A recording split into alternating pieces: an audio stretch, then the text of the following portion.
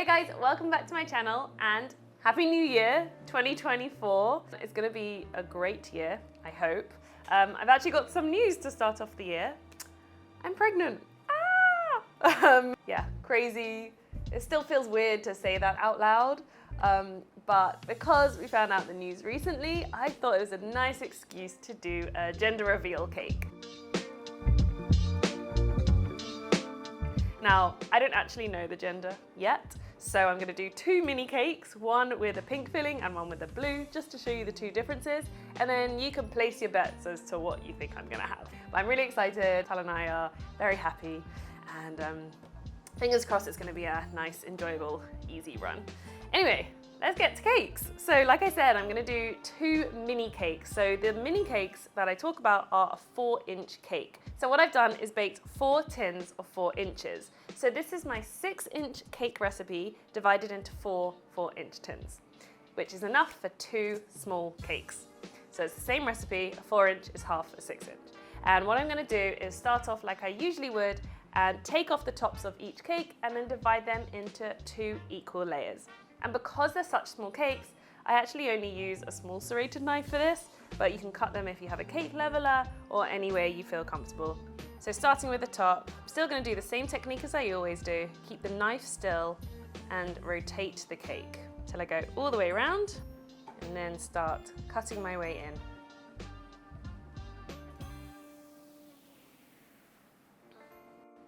That should come off nice and even. And because I'm doing multiple cakes, I'm going to use this as a guide for the others. I'm going to place that next to this cake and slice through. So using another cake as your guide is the best way to get even layers throughout a whole cake. And now I'm going to cut these in half, finding halfway and using the same technique.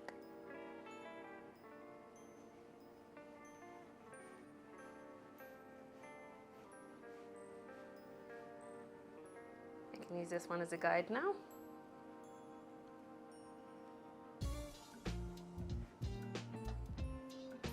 So as always, never throw away your cake scraps. You can make cake pops or just nibble with some leftover buttercream like I do. But what is important is that you want 2 bases with each cake. So you don't want to mix them up because you don't want any crumb layers in between the mini cakes. So what I'm going to do is stack them in order how I'm going to use them. So that's one cake.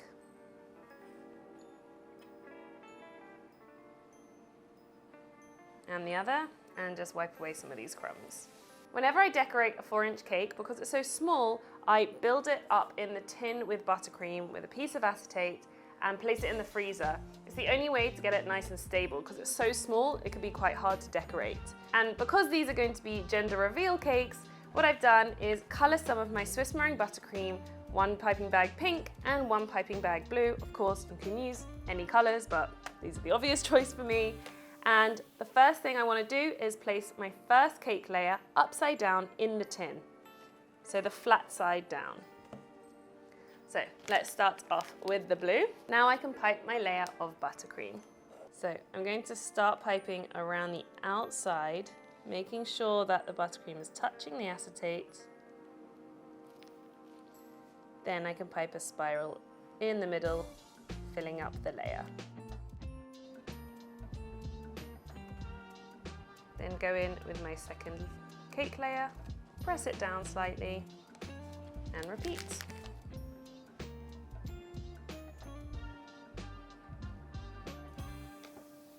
Third layer.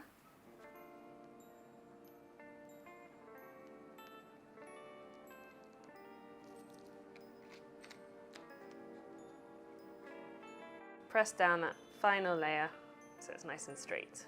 So I'm going to do the exact same process with the pink, and of course the idea is that these colors are going to be on the inside of the cake and the outside is going to be white with a few pink and blue touches, and then the idea is that you cut the cake open to reveal the gender.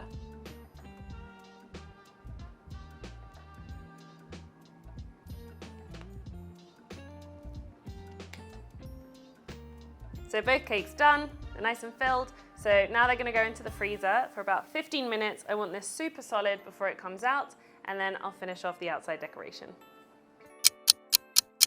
All right, so I've taken one of the cakes out the freezer so I can start decorating it. So I've got my turntable, my cake board, palette knife, side scraper, and some white buttercream, because like I said, I want to hide the whole cake under a layer of white buttercream so you don't know what color's on the inside. So what I'm going to do is pipe a little bit of buttercream onto the board for the cake to stick to. Take the cake out. Ah, I got the pink one.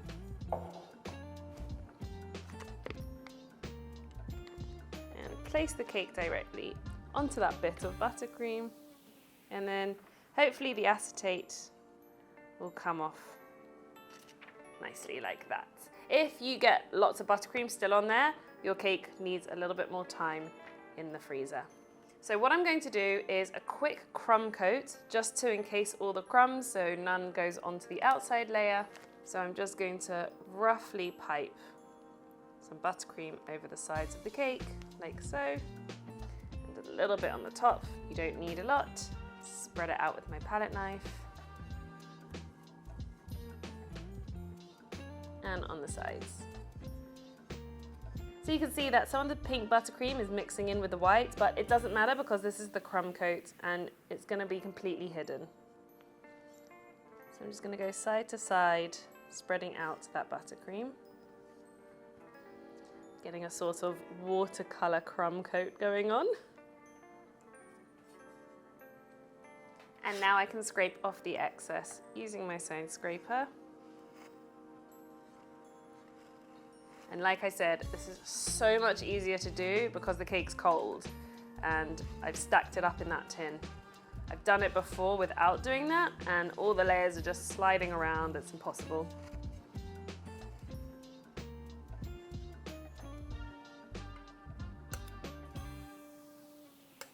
Right, so this goes back in the freezer for about 10 minutes for this crumb coat to set. And I'm going to do the exact same thing with the other cake.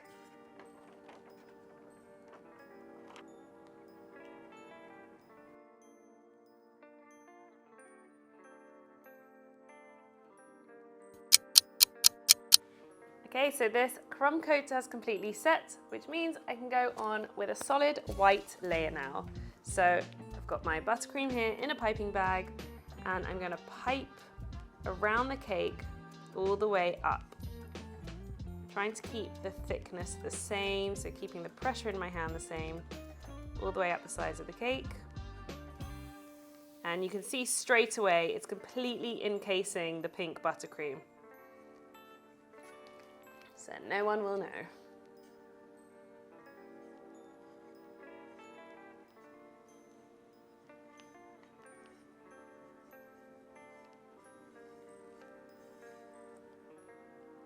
And over the top. And now I can spread it out. So starting with the top with my palette knife, rotating the cake, and then going around the sides. So now this layer is even easier to decorate because it's been through the freezing process a couple of times. So the cake is completely solid now. Happy with that covering. Now I'm going to just tidy up the top corners using my palette knife and bring that excess buttercream in.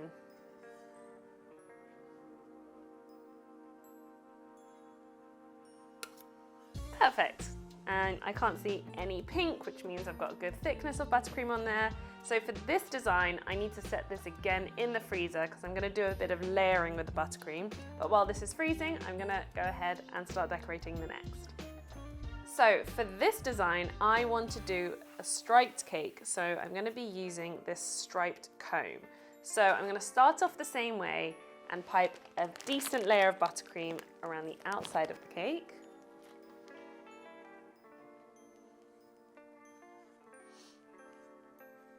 Same as last time, all the way up the sides.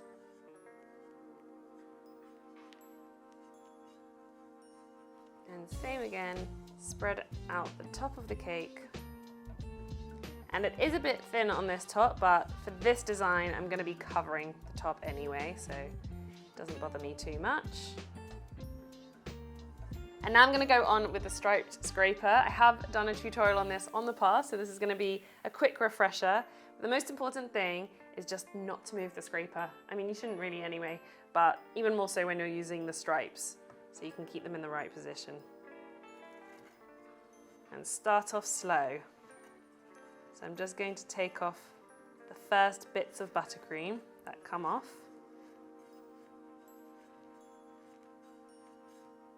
Because you get quite a lot coming off that first few rounds.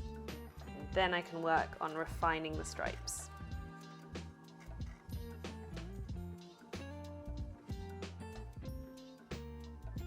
So here's when I like to check up on any parts that aren't quite getting hit by the scraper. And this is my first time doing a mini striped cake, so I'm really enjoying it.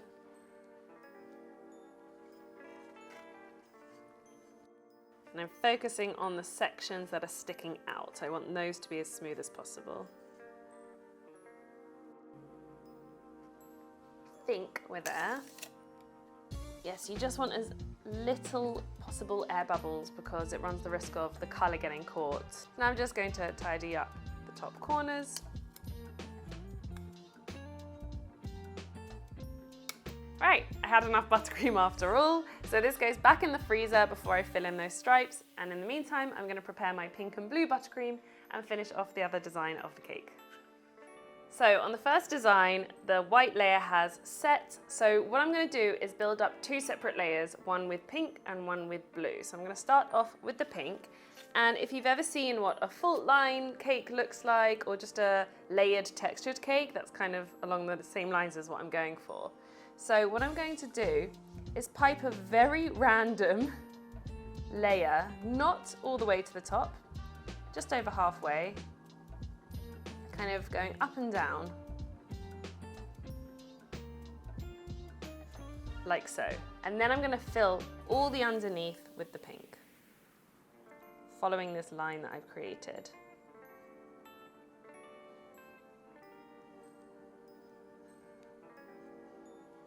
So it's a bit confusing because I'm working from the middle downwards and usually I go from the bottom upwards. But as long as the layer's pretty much even, it's okay.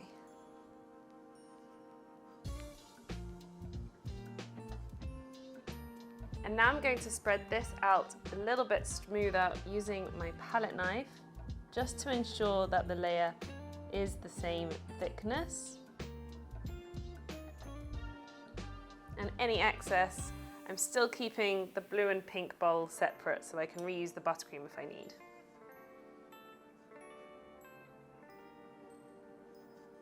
So I really like it when the top line is really uneven.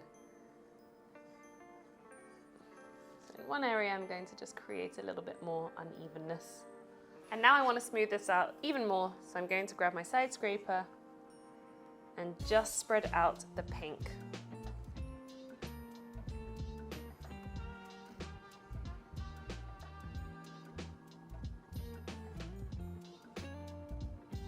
And again, I know I'm doing more traditional colors, but this design works with any color combination.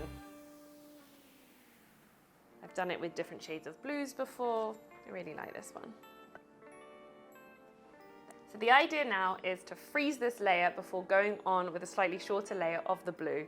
I have got a couple of bubbles and things around the base of the cake, but it's going to be completely covered by the blue anyway, so I'm happy to leave it like this. So this is going to go into the freezer for about 10 minutes.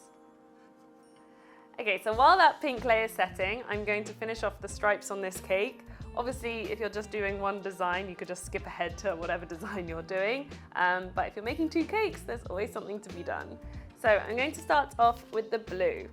And the blue is going to go at the bottom of the cake to fill in this groove. So I'm going to pipe just enough to fill the gap.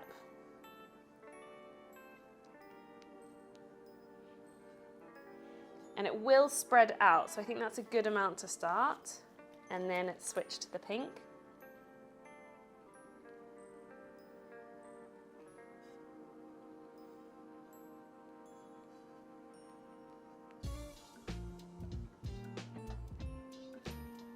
And repeat.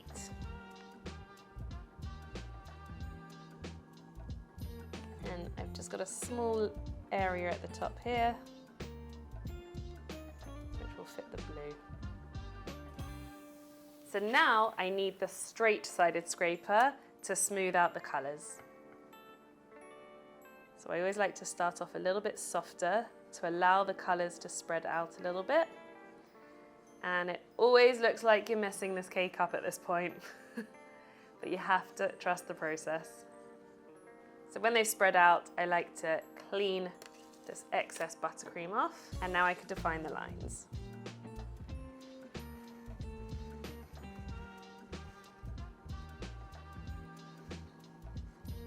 They kind of appear like magic.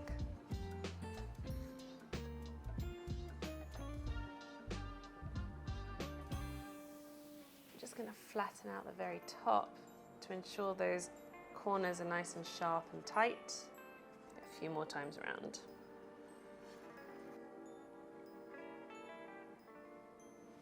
And then finally clean off the top corners. And once again, place this back in the freezer because I'm going to be doing some white chocolate drips on this before I finish off the decoration. And while this is freezing, I'm going to go back to the other design and finish the blue details on that. So I'm just checking that the pink is set, which it is. And so now I'm going to do the same thing with the blue, but about an inch under the pink. So you can still see the pink, of course. But I can still keep the shapes random. They don't necessarily have to follow the pink.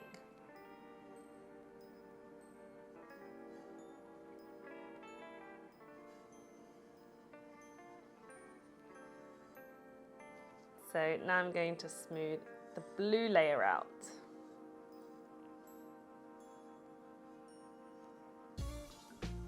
And once again with a side scraper to smooth that layer out even more.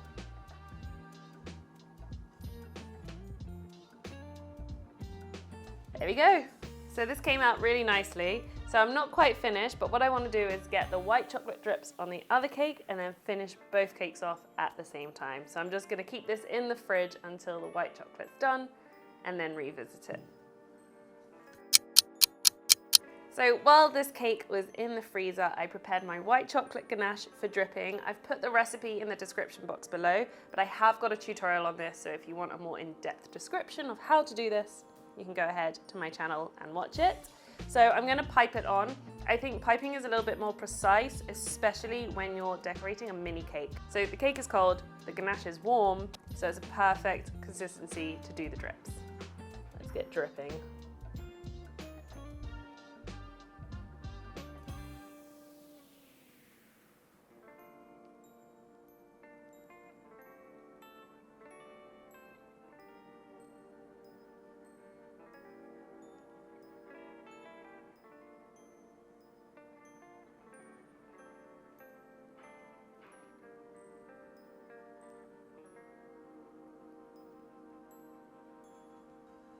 Beautiful.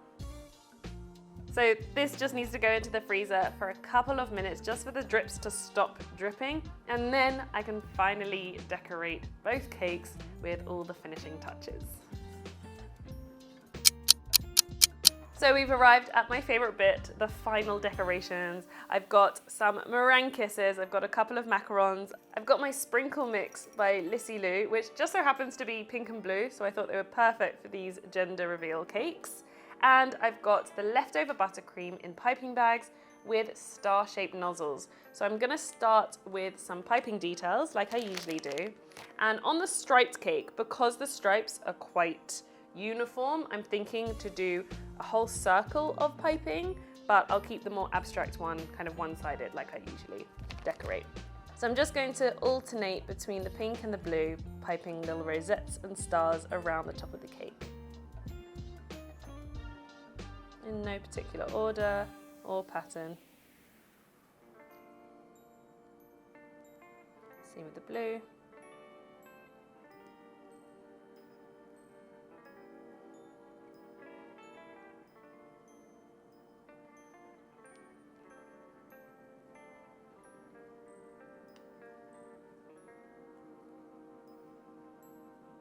And then for this one, I'll just use the meringue kisses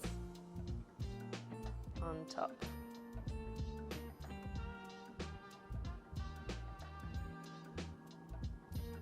little crown.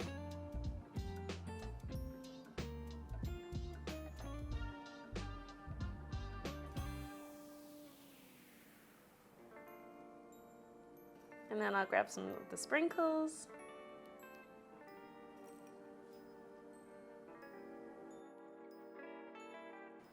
There, I love that. Now for the more abstract one, I'm going to kind of keep it more one-sided. And pipe more of a crescent shape.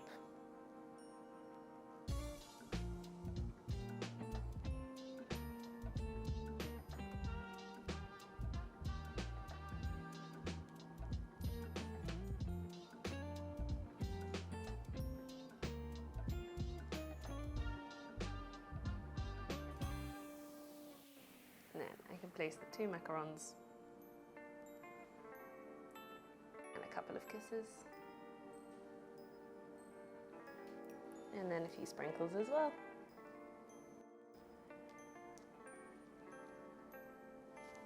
And then of course, some edible glitter, because it's a pretty magical occasion, if you ask me. And you know, I wouldn't pass an opportunity of using my glitter.